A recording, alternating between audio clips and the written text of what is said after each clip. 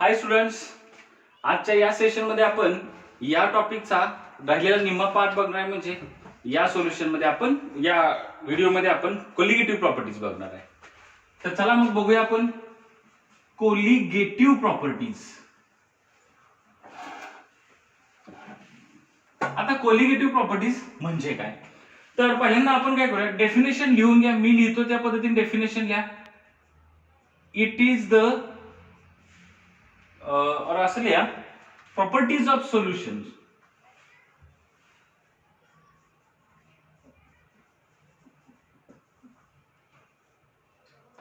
Properties of solutions that depends on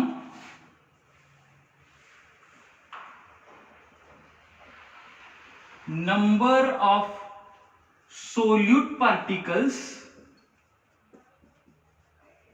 present in solution and not on the nature of solute particles. जरा बघा, बारकाईने definition वाचल्यानंतर काय लक्षात येते, ह्या सोल्युशनच्या अशा प्रॉपर्टीज आहेत की ज्या प्रॉपर्टीची व्हॅल्यू कुणावर डिपेंड आहे, नंबर ऑफ सोल्यूट पार्टिकल्स. आता सोल्यूट म्हणजे काय, तर सोल्युशन म्हणजे ज्या कंपोनंटची क्वांटिटी कमी असते त्याला आपण सोल्यूट म्हटलं. हे तर बरोबर आहे. मग काय बघा, एक सोल्युशन घ्यायचं, त्या सोल्युशन मधल्या त्या सोल्युशनच्या प्रॉपर्टीज ज्या सोल्यूटच्या पार्टिकलच्या संख्येवर डिपेंड असतात, that properties are called as a colligative properties and these are not dependent on the nature of solute. सोल्यूटचं नेचर कसं आहे, सोल्यूट मग इलेक्ट्रोलाइट आहे, नॉन इलेक्ट्रोलाइट आहे, ते असोसिएट होणार, डिसोसिएट होणार, त्याचं नेचर कसं आहे, पोलार आहे, नॉन पोलार, ह्याच्याशी काहीही देणं घेणं नाही. या प्रॉपर्टीज अशा आहेत की ज्या फक्त सोल्यूटच्या पार्टिकलच्या संख्येवर डिपेंड असतात. That is called as a colligative properties. These properties are also called as the democritive properties. These properties are also called as the democratic properties. आता डेमोक्रेटिव्ह प्रॉपर्टीचा अर्थ काय, डेमोक्रेटिव्ह आपलं नेशन कसं आहे, डेमोक्रेटिक नेशन म्हणजे काय, लोकशाही. लोकशाहीमध्ये कशाला महत्व असतं, नंबर्सला महत्व असतं. आता लोकसभेमध्ये पंतप्रधान तयार करायचा आहे, पंतप्रधान नेमायचा आहे किंवा पंतप्रधान निवडायचा आहे, तर कोण निवडतं, ज्या पक्षाच्या खासदारांची संख्या जास्त आहे. म्हणजे जिथं संख्या जास्त असते ते डॉमिनेट होतं कुठं, डेमोक्रेटिक मध्ये म्हणजे लोकशाहीमध्ये. मग इथं आपण कशावर डिपेंड राहतोय, नंबर ऑफ सोल्यूट पार्टिकलवर डिपेंड राहतोय. मग प्रॉपर्टीची व्हॅल्यू सोल्यूट पार्टिकलच्या संख्येवर डिपेंड असते, मग त्याला रिलेटेड डेमोक्रेटिक प्रॉपर्टीज म्हणतात. This colligative properties are also called as a democratic properties. मग आता ह्या आपल्या डेमोक्रेटिक प्रॉपर्टीज किंवा कोलिगेटिव्ह प्रॉपर्टीज किती आहेत बघा. There are 4 colligative properties. First is a relative lowering of vapour pressure. Relative lowering of vapor pressure. दुसरी property आहे elevation in the boiling point. Elevation in the boiling point. तिसरी आपली कोलिगेटिव्ह property असेल, that is the depression in a freezing point. Depression in a freezing point. आणि आपली चौथी property असेल, that is a osmotic pressure. See, these are the 4 colligative properties which we are going to study in this next part of the topic. बघा परत एकदा, colligative property म्हणजे काय, सोल्युशनच्या अशा प्रॉपर्टीज की ज्या प्रॉपर्टीची व्हॅल्यू सोल्यूटच्या पार्टिकलच्या संख्येवर, नंबर ऑफ सोल्यूट पार्टिकलवर डिपेंड असते आणि सोल्यूटच्या नेचरवर डिपेंड नसते. That is called as a colligative property. 4 colligative properties आहेत. 4 मध्ये पहिली relative lowering of vapour pressure. आपण लोअरिंग ऑफ वेपर प्रेशर पाहिलेलं आहे. Lowering of vapor pressure is not a colligative property. Relative lowering of vapor pressure is a colligative property. Elevation in the boiling point. Boiling point he colligative property नाही. Elevation म्हणजे boiling point मध्ये होणारी वाढ. Depression in the freezing point. Freezing point मध्ये होणारा decrease. And osmotic pressure. ह्या 4 colligative properties आहेत. चला तर मग 4 colligative property मध्ये या व्हिडिओ मध्ये आपण काय करणार, पहिली एक colligative property कन्सिडर करणार किंवा डिस्कस करणार. That is called as a relative lowering of vapour pressure. हे लिहून घ्या, व्हिडिओ पॉज करून. आता पहिली कोलिगेटिव्ह प्रॉपर्टी कुठली आहे आपली, relative lowering of vapour pressure. आता वेपर प्रेशर लोअरिंग तर आपलं आपण पाहिलेलं आहे बघा.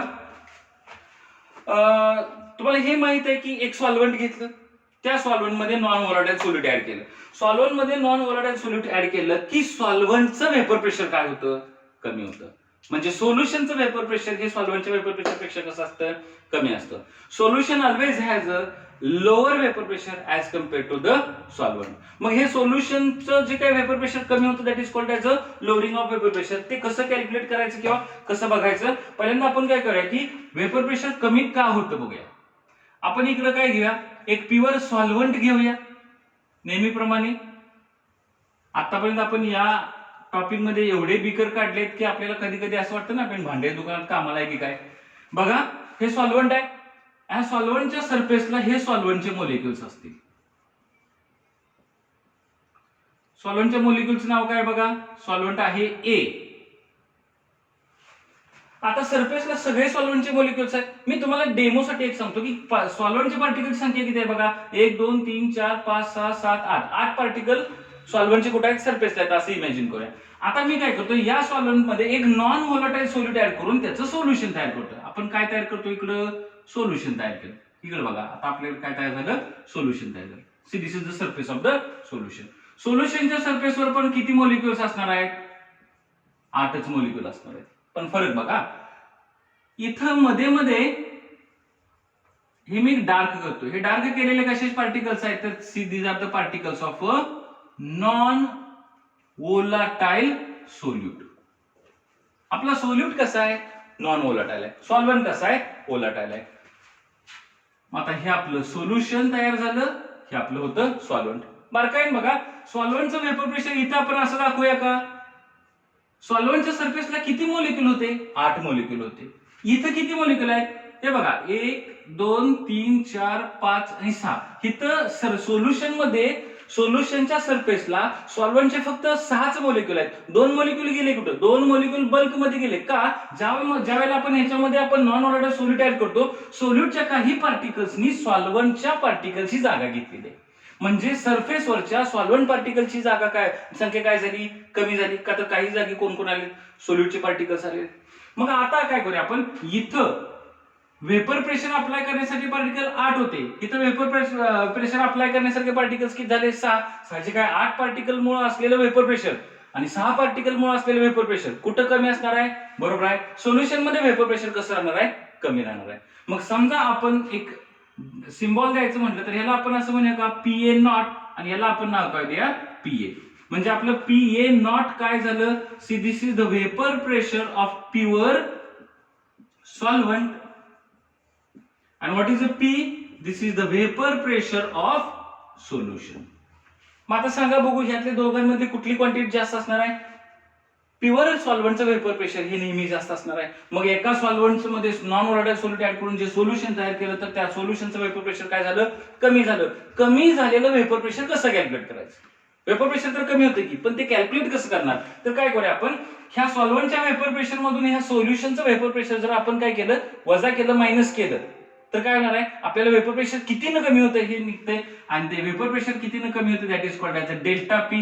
आणि this delta P is called as a lowering of vapour pressure. Vapour pressure कितीनं कमी झालं येतं, डेल्टा पी न. मग डेल्टा पी कसा कॅल्क्युलेट करणार आपण, delta P is equal to PA not minus P. ही एक टर्म लक्षात आली पाहिजे.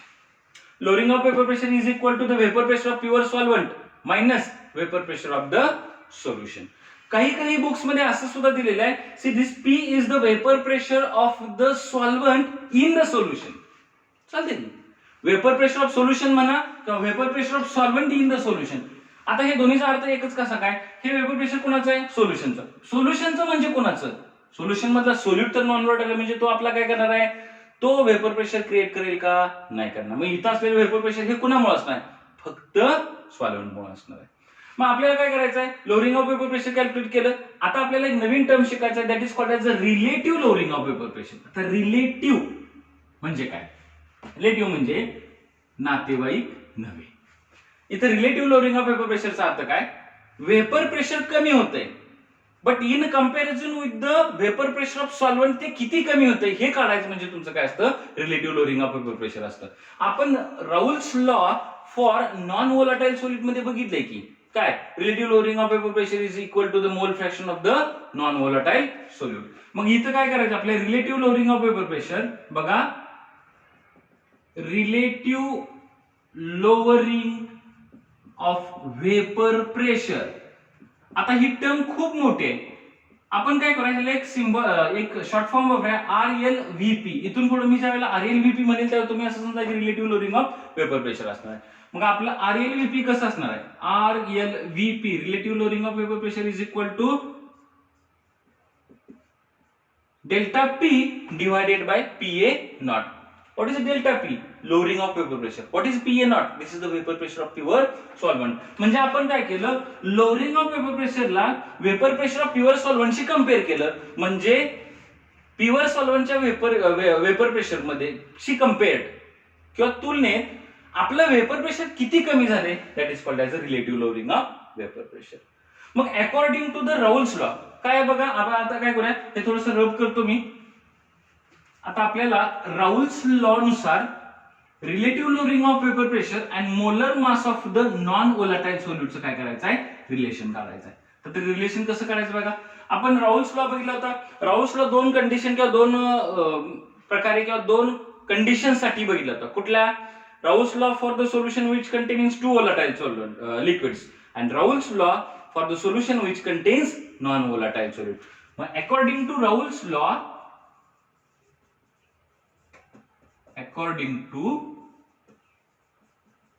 Raoult's law, for solution containing non-volatile solute काय होतं आठवते का बघा, delta P divided by PA naught is equal to XB. म्हणजे काय, mole fraction of the non volatile solute. म्हणजे याला आपण असं पण लिहू शकतो की RLVP is equal to mole fraction of solute. Solute आपण जनरली कशाने डिनोट करतो, B न डिनोट करतो. A न काय डिनोट करतो आपण, सॉल्व्हंट डिनोट करतो. आता काय करूया, हा फॉर्म्युला सबस्टिट्यूट करूया. How to calculate the mole fraction of the solute. Mole fraction of solute कसा कॅल्क्युलेट करायचा आहे, XB is equal to number of moles of B divided by number of moles of A plus number of moles of B. बरोबर ना. What is B, NB काय, these are the moles of solute. What is NA, these are the moles of solvent. हे सॉल्व्हंटचे moles आहेत, हे सोल्यूटचे moles आहेत. आपल्याला मोल fraction of solute घ्यायचं आहे according to the definition of mole fraction. ज्याचा मोल फ्रॅक्शन काढायचा असतो त्याचे मोल्स वर घ्यायचे divided by total number of moles in the solution घेतलं की त्याचा मोल फ्रॅक्शन येतो. मग ही व्हॅल्यू इथं सबस्टिट्यूट केली तर आपलं इक्वेशन काय येतं, delta P divided by PA naught is equal to काय येतं, NB divided by NA plus NB. परंतु एक गोष्ट मी सांगायला तुम्हाला विसरलो की कोलिगेटिव्ह प्रॉपर्टीज ह्या फक्त डायल्यूट सोल्युशनच्या असतात. आपण जेवढ्या प्रॉपर्टीज स्टडी करणार त्या फक्त डायल्यूट सोल्युशनची compare. What is meaning of dilute solution, there are two types of solution, dilute and concentrated. Dilute मध्ये काय असतं, सॉल्व्हंट खूप असतं, सोल्यूट अतिशय कमी असतं. कॉन्सन्ट्रेटेड मध्ये काय असतं, सॉल्व्हंट कमी असतं, सोल्यूट जास्त असतं. आपण ह्या ज्या सगळ्या कोलिगेटिव्ह प्रॉपर्टीज बघणार आहे त्या कोणाच्या बघणार आहे, तर आपण काय करणार आहे, ह्याच्या डायल्यूट सोल्युशनच्या कोलिगेटिव्ह प्रॉपर्टीज बघणार आहे. मग फॉर डायल्यूट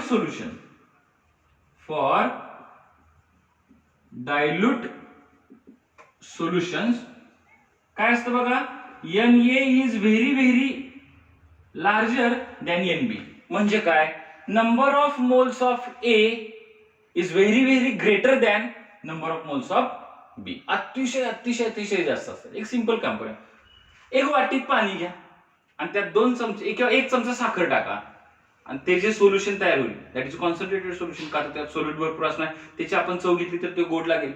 पण याच्याऐवजी आपण एक काम केलं, एक बॅरल भरून पाणी घेतलं आणि त्यात 1 चमचा साखर टाकली, दॅट इज ऑल्सो सोल्युशन. ते सुद्धा सोल्युशन तयार झाले की, पण त्यातलं 1 चमचा घेऊन आपण जर पिलं तर त्या पाण्याला गोड चव लागेल का, नाही लागणार. का लागणार नाही, तर त्यात साखरेचं प्रमाण अतिशय कसं असणार आहे, कमी असणार.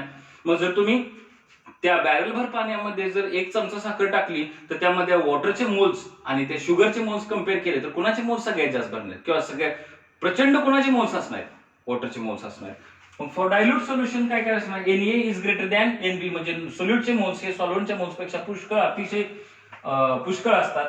त्यामुळे मग काय करूया आपण, Nb कॅन बी निग्लेक्टेड. या इक्वेशन साठी number of moles of B can be neglected. आपण हे निग्लेक्ट करायचं, हे निग्लेक्ट करून चालणार नाही. मग आपलं इक्वेशन काय येईल, delta P divided by Pn naught is equal to number of moles of B divided by number of moles of A. आता काय करूया आपण, number of moles of A कसे कॅल्क्युलेट करणार, how to calculate number of moles of A. What is the formula for number of moles. मोलचा formula काय, given mass divided by molar mass. आपण Na कोणासाठी घेतलेला आहे, सॉल्व्हंटसाठी. मग सॉल्व्हंटचे मोल्स कसे करायचे आहेत, given mass of solvent divided by molar mass of solvent. W म्हणजे इथून पुढे टर्म कशासाठी वापरायची, गिवन मास साठी. M कशासाठी वापरायची, कॅपिटल M, तर ती कशासाठी, मोलर मास साठी. Then what will be the formula of Nb, moles of B काय असणार आहे, given mass of B divided by molar mass of B. मग हे दोन फॉर्म्युले किंवा ह्याच्यामध्ये आपण व्हॅल्यू सबस्टिट्यूट केल्या तर आपलं इक्वेशन काय आहे बघा, delta P divided by Pn naught is equal to काय येणार, WB divided by MB divided by WA divided by MA. आता ह्याचं जर सिंप्लिफिकेशन केलं तर छेदाचा छेद हा अंश असतो असं मराठीत म्हणलेलं जातं. मग delta P divided by Pn naught is equal to काय येणार बघा, WB into MA divided by MB into WA. See, this is the relation between relative lowering of vapor pressure and the molar mass of a non-volatile solute. या topic मध्ये तुम्हाला जेव्हा numericals विचारले जातील, MCQs विचारले जातील related to the relative lowering of vapour pressure, तर तुम्हाला मोलर मास कॅल्क्युलेट करायला सांगतील. कुणाचं, नॉन व्होलाटाईल सोल्यूटचं. म्हणजे तुम्हाला एमबी कॅल्क्युलेट करायला सांगितलं असेल तर काय करावं लागेल, तुम्हाला हे इक्वेशन वापरावं लागेल. परत एकदा हे इक्वेशन चेक काय बघा, delta P divided by Pn naught is equal to WB into MA divided by MB into WA. सगळ्या टर्मचे मिनिंग काय आहेत का बघा. What is a delta P, it is a lowering of vapour pressure. Lowering of vapour pressure म्हणजे सॉल्व्हंटच्या vapour pressure मधून सोल्युशनचं वेपर प्रेशर जर मायनस केलं, जो काय डिफरन्स राहतो, that is called as a delta P. What is Pn not, it is the vapour pressure of pure solvent A. What is a WB, B वापरले म्हणजे हे काय असणार आहे, सोल्यूट. W वापरले, given mass, this is the given mass of solute, this is the molar mass of solvent. Molar mass of solute, MB molar mass of solute, and WA A, that is the given mass of the solute. By using this equation you can calculate the molar mass of the non volatile solute by using the colligative property, that is the relative lowering of vapor pressure. आता relative lowering of vapour pressure ही colligative property कशावरून आहे, तर आपण एक equation बघितलं, हे बघा. What is this NB, moles of B. Moles of B, delta P divided by Pn naught is directly is equal to NB म्हणजे moles of B. Moles of B म्हणजे moles of solute. Moles of solute म्हणजे molecules of solute. म्हणजे हे relative lowering of vapour pressure ही कोणाला equal property आहे, that is the molecules of solute. म्हणजे हे relative lowering of vapour pressure हे मोलिक्युल्स ऑफ द सोल्यूटला काय असतात, डायरेक्टली प्रोपोर्शनल असतात. म्हणजे RLVP ची व्हॅल्यू ही सोल्यूटच्या पार्टिकलच्या संख्येवर डिपेंड असते. That's why this RLVP is a colligative property. I hope की तुम्हाला हा कन्सेप्ट सगळा क्लिअर झाला असेल. हे सगळं मॅथमॅटिकल इक्वेशन लिहून घ्या.